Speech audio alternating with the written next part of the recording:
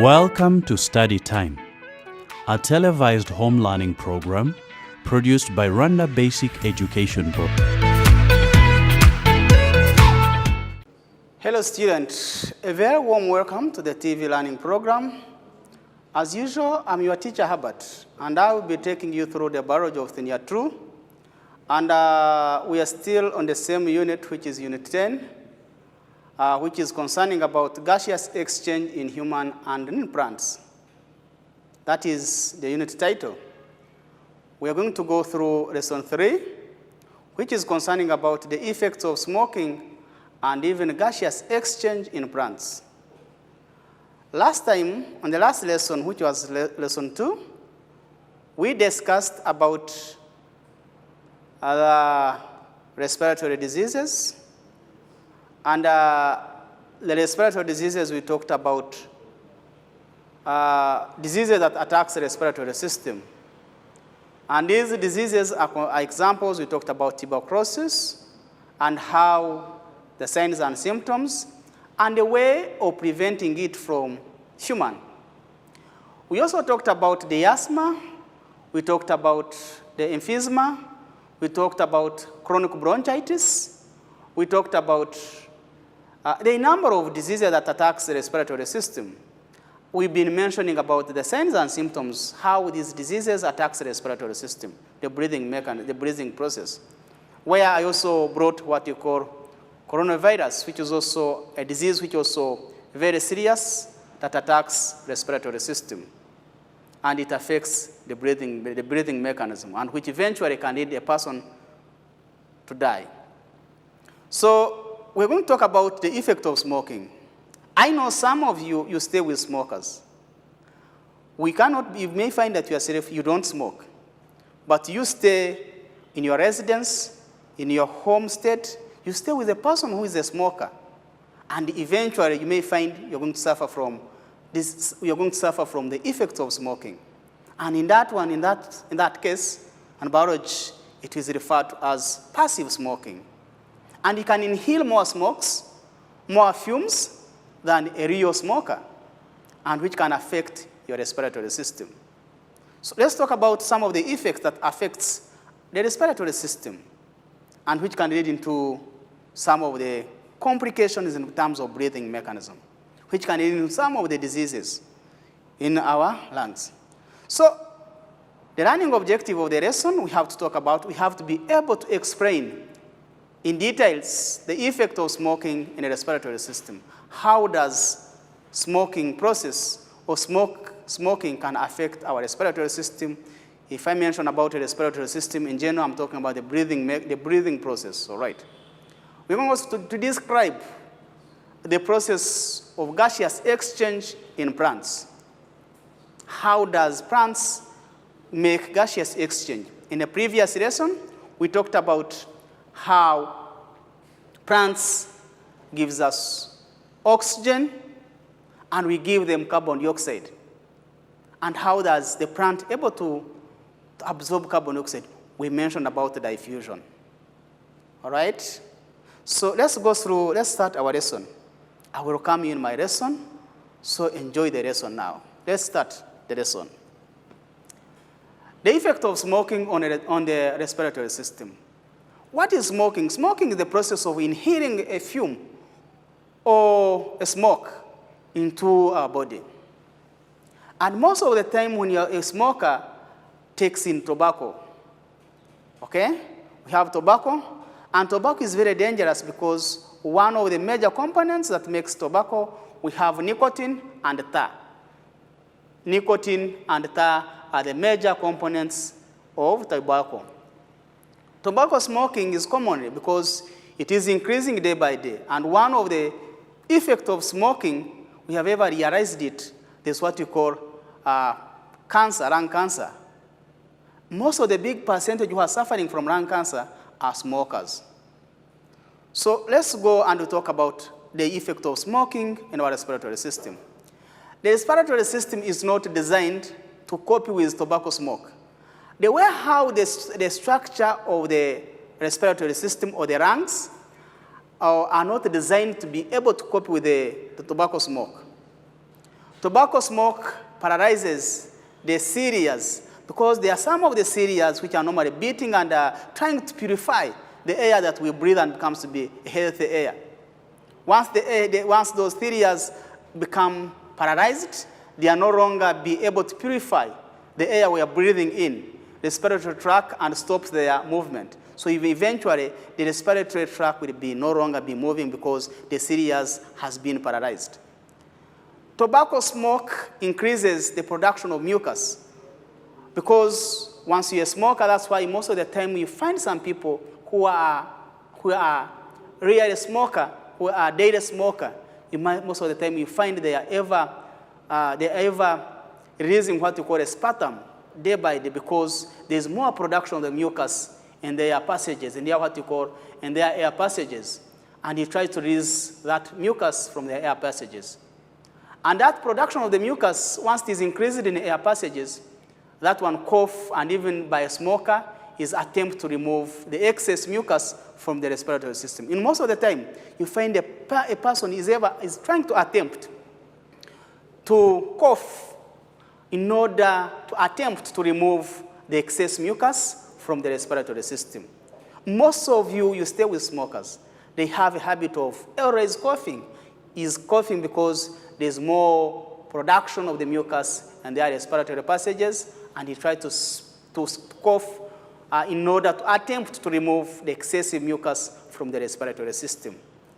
So that's what I'm trying to mention. So let's talk about, we talked about cigarette. When a cigarette smoker is inhaled, about 1/3 of the particles remain in alveoli. One of the particles, as I mentioned, one of the major particles of tobacco, we have the tar and nicotine. The tar and nicotine are these particles that remains in alveolar sacs. They cannot be released out. Phagocytic cells, called what we call macrophage, can thoroughly remove many of these particles. We have some of the way how the body can try to defend itself against disease-causing agent. So some of the body can also try to remove those things by doing what we call a phagocytic process, where they have to be surrounded and engulfed, and eventually they're going to be released from the body by the process we mentioned it, by process of exocytosis. However, an excess particles from smoking or from other source of air pollution breaks down the walls of air sacs and cause the formation of inelastic tissues. Makes the tissues, because we said one of the properties of respiratory passages, the lungs and likes and other parts of the respiratory tissues, they are elastic. They are able to expand. But because of these particles that accumulates in the respiratory passages, will cause the tissues to become inelastic. Some of the people can also, let me talk about people who are staying in the mining areas, can inhale very many particles, and which can cause, or which can eventually stop the expanding the muscles to become elastic and become inelastic. In that process, the muscles are no longer able to expand, and eventually you may have a breathing problem. Have you understood that? So I said once these air pollution, smokes from tobacco, once they remain in air passages, they can cause the formation of inelastic tissues, and they are no longer to be able to expand. And eventually, you start from suffering eventually you have what you call a breathing problem. Let me try to, this reduces the function area of the respiratory surfaces. Once the tissues are inelastic, they are not able to expand. This will reduce the functioning area of the respiratory surfaces. And in severe cases, may lead to a disease called what we call emphysema. In severe cases, it can lead to what we call emphysema, where the muscles are no longer able to expand. The muscles, the tissues are inelastic. They are not able to expand during inhalation and exhalation. And in some cases, a person will suffer from lung cancer. I have a diagram here. The diagram is well elaborated. I have two lungs. All right, I have the two lungs. You can see, as I mentioned it earlier at the beginning, that once of these particles are not removed from the lungs, what happens? Automatically, the lungs become to be unhealthy. I have two lungs, as you can see. We have that one on the right side, and we have that one on the left side. This one is the left, and this one is right. Try to observe clearly, and you try to mention to see which of the two lungs, one is normal, another one is unhealthy. One is suffering from disease, another one is not suffering from disease. The left one and the right one. Try to observe properly, and then you will tell me. So properly, if I try to auto-locate, we have something which is like a duck here. All right? Cancerous lung. This is a lung which is suffering from cancer. We have this lung which is healthy. It is not affected at all. It is healthy. So I can conclude by saying that smoking can just be one of the agents or one of the processes can lead into lung cancer. Because these the nicotine, are not removed from the lungs and eventually can cause some of the muscles to become inelastic and eventually leads into lung cancer. We have the figure below, we have a normal lung, which is this one, healthy lung, and a lung with cancer. So it means that that one on the right side is suffering from cancer, and this one is a normal lung and it is functioning normally. So gaseous exchange in plants now. So before I just go back, let me just go back and I try to highlight something. So smoking is one of the agents that causes lung cancer. In terms of numbers, or in terms of quantification, we can mention that almost 90% of the people who are suffering from lung cancer are smokers. And also people who are even staying maybe in mining areas where they just inhale what you call air polluted, which can also lead into lung cancer. Also, smoking can also lead into what we call chronic bronchitis, a disease that affects the lungs. Not only that, smoking is also very dangerous because it makes the muscles or the tissues of the lungs to become inelastic, and once they become inelastic, so breathing becomes to be a problem, and which can lead into some of the diseases, as I mentioned, lung cancer, emphysema, chronic bronchitis. These are one of the outcomes of smoking. So I would like to tell you, don't smoke. You're not, because smoking is unhealthy to our body because it can lead into very many diseases. Let's go to gaseous exchange in plants. How do the plants make gaseous exchange? Because in the previous lesson, we talked about gaseous exchange in human. Now we're going to talk about gaseous exchange in plants. How do the plants do gaseous exchange? How do they carry out gaseous exchange? As we saw it in human, we saw the mechanism of breathing. We talked about gaseous exchange. So now we're going to talk about gaseous exchange in plants. The principal gaseous exchange surface for plants are the leaves. Most of the plants, they carry out gaseous exchange by using an organ, its organ, which are the leaves. Plant leaves are the site for gaseous exchange. And what makes the leaves to be the site for gaseous exchange? The leaves has small holes or small pores, which are called stomatas, or stomata pores on their surface, where gaseous exchange occur. So stomatas are to plants as lungs as to human. You get me very well? Stomatas are to plants because they are the site for gaseous exchange, as the lungs are to human. Plants do not have a specialized respiratory system like that animals. This is because their metabolic is less active than animals. For us, we have a specialized respiratory system because we are metabolically we are very active compared to the plants. But plants, they don't have a specialized respiratory system because they are less metabolically active. If they are less metabolically active, they don't need a specialized system for gaseous exchange. Only as long as there's presence of stomata, they are able to open and expand, and now the gaseous exchange will occur. Stomata, as I mentioned, stomata are pores that are normally found between the guard cells. Some of you, if you remember properly, if I'm trying to draw the diagram, I'm trying to show you the diagram.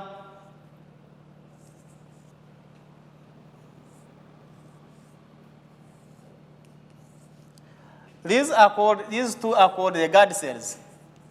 These are guard cells. And the pores which are normally found here, these are called stomata. So the opening of these two guard cells are called these are called stomata.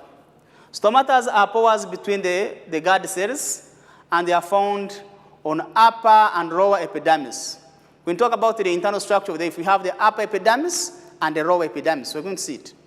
Stomata can just be distributed either in upper epidermis and lower epidermis, but that one also depends on the type of plants. Because if we take an example, we have hydrophytes. If I mention about hydrophytes, these are plants that are found in water-gorged areas. Then mesophytes, we have mesophytes. These are found in medium areas. We have xerophytes. They are normally found in arid areas. So it is not very common to find that the xerophytes, their stomata are found in the upper epidermis. They are deeply found, they are normally found inside, not in the upper epidermis or lower epidermis. It also depends on the type of plants. As I mentioned, we have hydrophytes, we have xerophytes, and we have the mesophytes.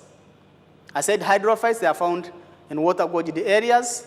Then xerophytes are found in the dry areas. So that one also, the environment where they are staying also makes them the way how stomata are distributed in the leaves. So as I mentioned, the upper epidermis and even in lower epidermis, or they can also be found in both upper and even in lower epidermis. Stomata arouse the entry. What does stomata do? We have to understand the function of a stomata.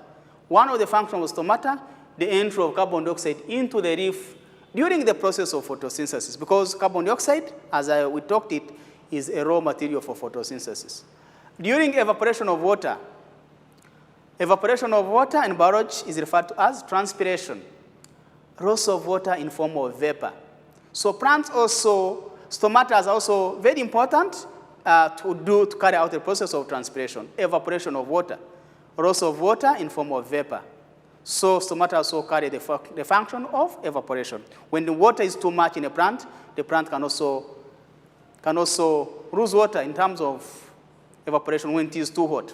Not only that, evaporation is also very important to enable the plant to absorb water, because once the plant loses more water, it has to absorb more water in order to replace the lost water. Are you with me? So let's go to stomata are the main structures for gaseous exchange in leaves of the plants. In the leaves of the plants, the stomata are the main structures for gaseous exchange. They are tiny openings. If I said they are very small openings, they are tiny openings that are found in the epidermis of leaves. Most of the time, the stomata are found in lower epidermis in some of the plants, with the exception of what you call submerged plants. Submerged plants, these are plants that are found in water areas, in water-gorged areas. So plants that are found in submerged plants are plants that are found in water areas. Stomata are present in all the leaves of the plant. Most of the land plants have stomata in lower surface of the leaves, as I mentioned.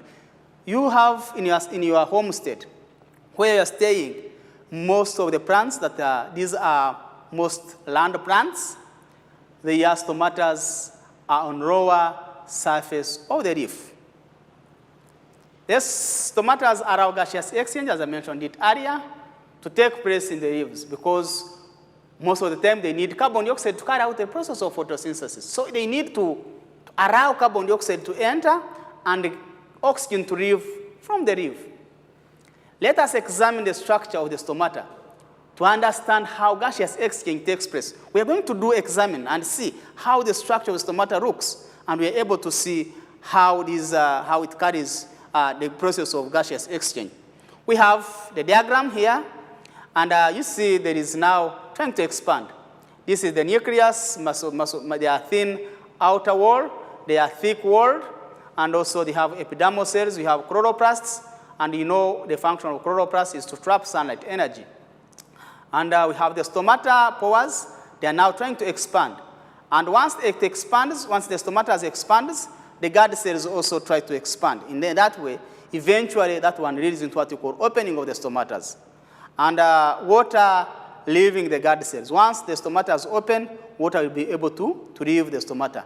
I mentioned about water, evaporation of water. So once the guard cells open, automatically water will leave the stomata as in form of vapor. We have the closing of the stomatas now. Once the water is left, and now the stomatas are able to close. Once the water leaves the guard cells, the stomatas are able to close. And once they close, it means that there is no loss of water. Some of you see now we are in a dry season. Most of the plants, they shed off their leaves. And we can ask yourself, if the plant sheds off their leaves during a dry season, how will the plant carry out photosynthesis? The answer is this. Plant loses leaves purposely because once the sunlight hits the leaves, they're able to open, and once they open, water will get lost in the form of water vapor. And for the plant to minimize the loss of water, it decides to lose the leaves. And once it loses the leaves, the question is, how will the plant carry out photosynthesis? The answer is that they're going to carry out photosynthesis. Any part of the plant which is green can photosynthesize, not only the leaves. So any part of the plant, either the stems, the leaves which are green, are able to photosynthesize. So most of the time, the plants try to close the leaves when it is dry season in order to minimize the amount of water getting lost. Gaseous exchange, when stomata is open, gases come out into the leaf, while other come out. Oxygen, which is a byproduct of photosynthesis, you know oxygen is a byproduct of photosynthesis. What happens? It diffuses out from the parasite layer cells into the air spaces, and eventually comes out through the stomata to the atmosphere. And now oxygen is going to be released out from the plant as a byproduct. On the other hand, what happens?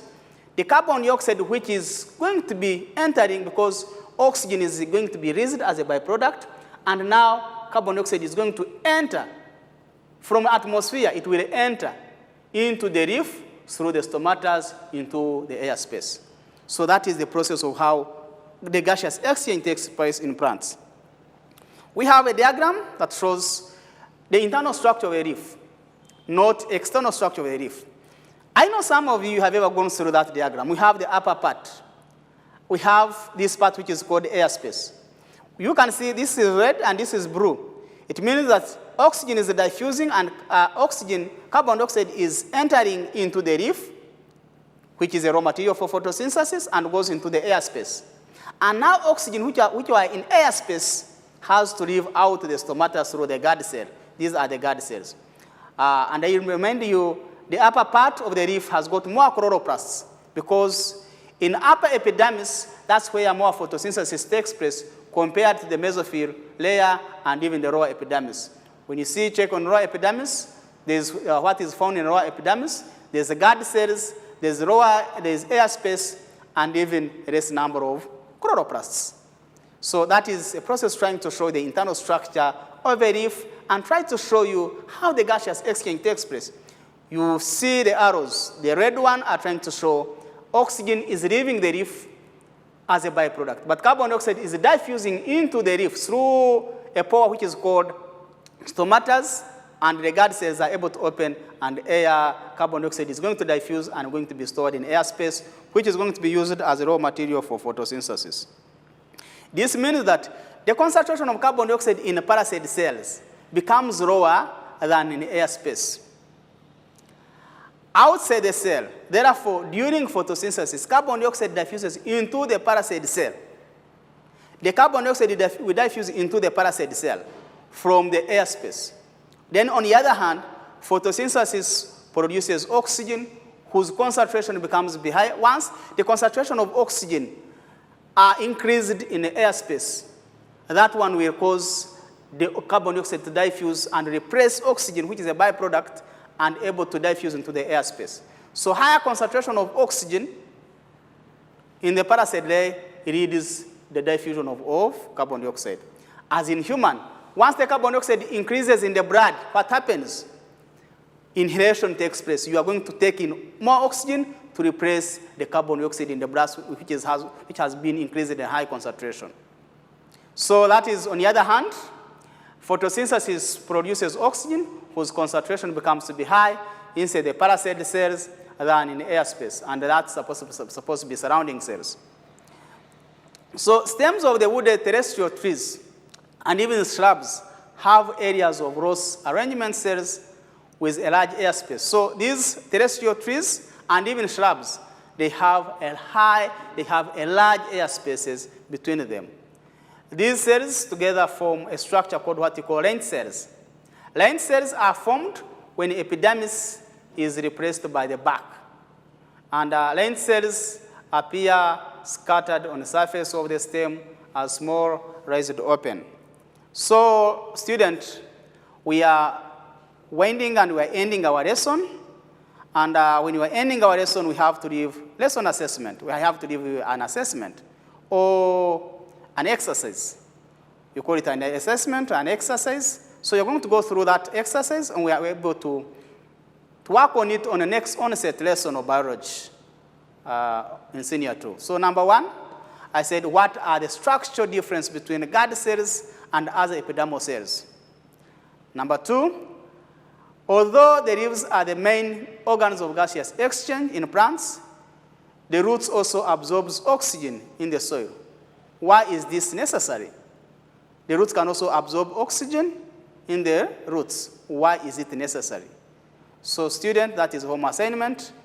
I engage you to do the home assignment. And thank you for your active participation and listening, and even quoting some important words that I've been mentioning. I wish you to enjoy the rest of the day, and see you next time, and may God bless you.